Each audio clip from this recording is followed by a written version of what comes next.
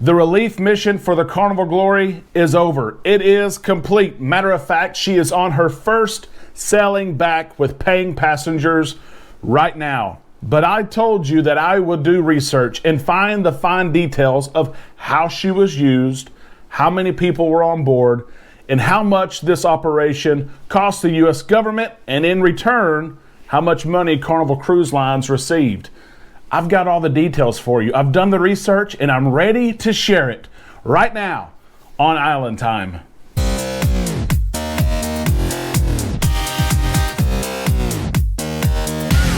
I hope you're having a great day. You have come to the place where cruise news is every single day. That's right. You are right here on Island Time. I am Derek, your host, and I can't wait to share this with you because I've received many questions over the last couple of weeks about the Carnival Glory. Some islanders were upset that cruises were canceled. Some of you guys were on those cruises. You wanted to know, how is she being used? What is it costing FEMA and the government? How is Carnival going to be repaid? Things like that. I have all the details for you. Let's get started. I first have to give a shout out to Sam Carlin, who is a staff writer for NOLA, New Orleans, Louisiana.com. He has been tremendous in the article that he has written and how he has helped me with some of this data here. The Glory, you probably remember, was set to return out of New Orleans, was the first ship of any cruise line to return on September the 5th. But that is around the same time that Hurricane Ida hit. And so that cruise had to be canceled. And for several days, we were confused. We didn't know when the Glory would come back to New Orleans. We didn't know when cruising would resume. We heard it was going to be months before power would be restored to the city of New Orleans and surrounding areas. It was a mess. It really was. But government officials arranged very, very quick for the Carnival Glory to be chartered by FEMA to help house frontline workers, first aid workers, those helping get the electricity back on and helping with the infrastructure. That happened so quick. Matter of fact, Carnival said that it was being ready, it was getting food ready and accommodations ready to house as many as 2,600 workers, 2,600. And by the news of it, we thought that there would probably be 2,600 people on board. But there wasn't. The September 12th cruise was canceled as a result of Hurricane Ida, and the news that the Glory would be chartered. The Glory would be in New Orleans, but she would stay still and she would help house first responders, hospital staffers, nurses and doctors who had gone to New Orleans to help, and other essential workers. This was not the first time that Carnival has contracted with the U.S. government to help in situations like this. The mission, though, however, ended September the 18th, Saturday, September the 18th, and the first cruise with paying passengers for the Carnival Glory was the 19th. So there were people on board as late as September the 18th, the day before she returned to service. Listen to this. By the time the mission ended late Friday into Saturday morning, only, listen to this, 103 people had stayed on the Carnival Glory. You heard that right. Through all of this repair and damage and housing and the need to have people housed to help bring back the city, only 103 people had stayed on board the Carnival Glory. Now, there's many ways to look at this. Your first response is probably the first response I had. What did the government pay to house 103 people?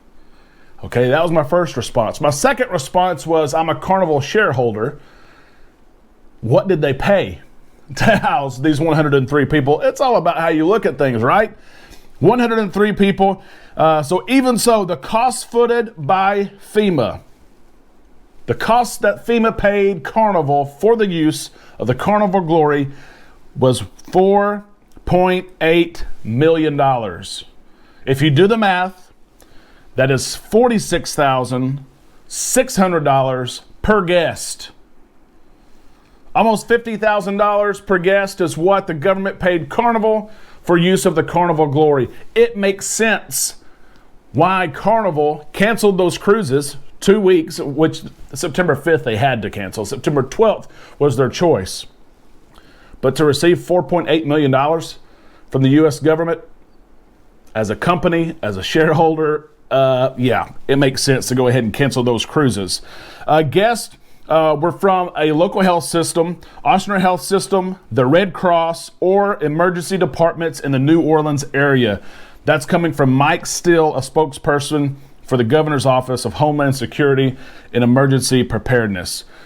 So it was hospital workers, Red Cross workers, and emergency departments for the city. Still said officials had cut down the total number of spots on the ship from 3,000, which we heard Carnival say that it was going to be about, that number. 2,600 is what we heard from Carnival. And really the city had hoped at max to have 1,500 on board because of COVID and the regulations, the social distancing, things like that. Do you want to know how many reservations they had? They had 489 people requested reservations on the Carnival Glory. 489. But as you can already tell, most of them did not show up. Of the 489 people who said, hey, we need a place to stay, we would like to stay there, only 103 showed up. The cost of FEMA totaled $4.8 million by the time it's done for the use of the ship for 2 weeks, and $140,000 for parking. That's coming from FEMA spokesperson Deborah Young. Going back to Steele with the local government there, Steele said FEMA is picking up the entire tab, so it's not going to the city of New Orleans, it's not going to the state of Louisiana, it's going to the federal government. After offering up the ship, it's a way to alleviate the anticipated housing shortage in New Orleans. And let's be frank, and this is what Steele said later on, they anticipated it to be months to get the power back on. They didn't think they would have to use the Carnival Glory for months, but they knew that they needed it in the short term. But as all of us know, the line workers for energy, literally the company Energy and other companies, worked around the clock. There were crews sent there from around the country, and the power was restored way faster than anyone would have ever imagined. Let's hear from Carnival. We've heard from a state representative. We've heard from FEMA as well. Let's hear from Carnival. Carnival spokesperson Vance Gullison.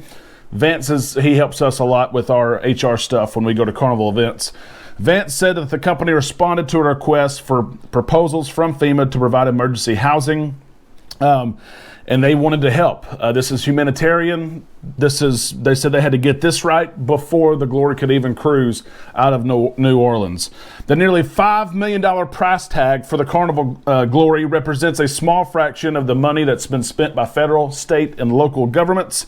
As of Tuesday, yesterday, the state of Louisiana has spent more than $219 million in expenditures for things like hotels for essential workers, generators, fuel tankers, and other items. The federal government on relief efforts, FEMA has spent $457 million in grants. That is as of yesterday.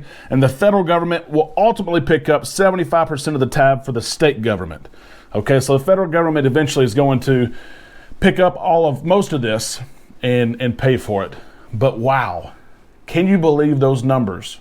103 people stayed on board the Carnival Glory and were treated awesome. I know they were by the crew. The Glory was able to return very, very quick, which I know several of you Islanders are excited about. But I had to share those numbers with you. I was blown away. Was it worth it?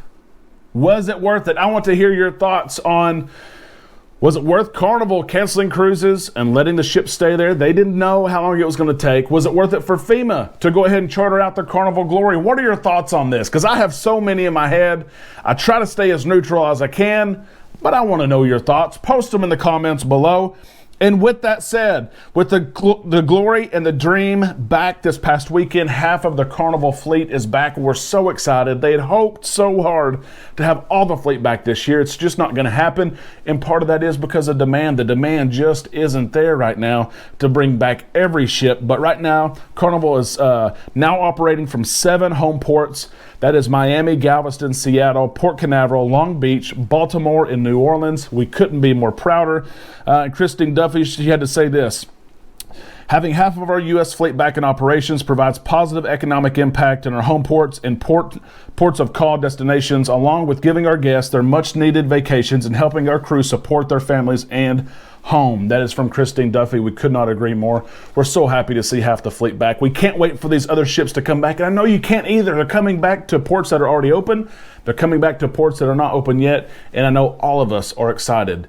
I hope you have a cruise booked. This fall and this winter is going to be an awesome time to cruise, as we are safe. We know we're safe. We are safe to cruise, and capacity levels are low. Let's all enjoy it. Can you give me a thumbs up? I hope you enjoyed the content today. I hope you enjoyed enough. You give me a thumbs up. If you are not an Islander yet, please consider subscribing to Island Time and come be an Islander. We would love to have you as part of this community. We will see you tomorrow for all the cruise news right here on Island Time.